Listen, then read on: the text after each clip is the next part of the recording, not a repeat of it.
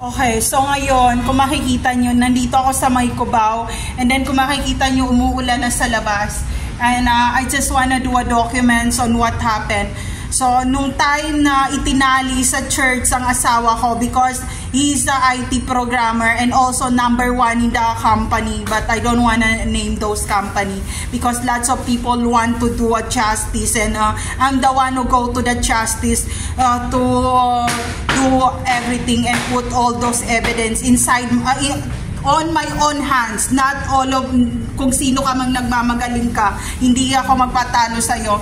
So itinali nila sa isang church, and this church is collaboration with the born again church, o yung church na yon. And also ang napakabastos talaga, they go inside in our house, in our apartment, and dumiretso sila sa closet namin, and they get all those document talaga na nandoon sa closet na for us talaga na family, na not to touch for emergency reason lang na pwedeng hawakan yung mga identification na yon.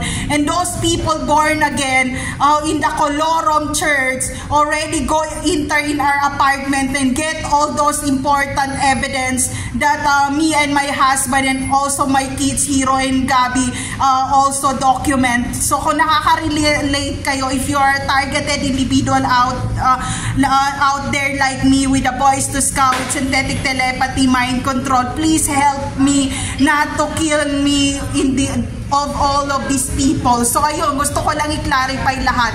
Pinasok nila yung closet, pinangtapo nila yung mga gamit namin na identification, and also ang asawa ko nakatali sa mga church, sa mga simbahan nila, sa lahat ng church, and the Catholic Church is not involved in those kind of hazing. So no matter what happened, I expose all of you people. You cannot change my religion because I live for 20 years for Catholic religion. So shout out to Luzon, Visayas, Mindanao in Catholic now. Magsalita kayong lahat. Ha? Hindi ako alien. Ang asawa ko na involved dito, and also the money of my husband, these people already withdraw. Wala nang natira sa akin. Ang dami ko ng sangla. Ito na lang pera ko. Papunta na ako ngayon ng UP Diliman. Barya-barya na. Hindi prosti ako. Magsisimula ako sa barya kasi pwede ako i-sponsoran ng gobyerno ng Pilipinas kung gusto ko bumalik sa pag-aaral. Huwag ako ang gawin mong tanga. Hayop ka.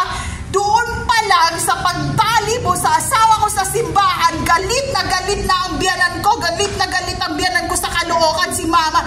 Isang Ateneo na university, ikukulong mo na parang aso, magtago na kayo. There's no safe place to all targeted individual out there. Take care always everyone. Hindi ako maging vendor, hindi ako maging puluwi, at hindi ako maging mahirap.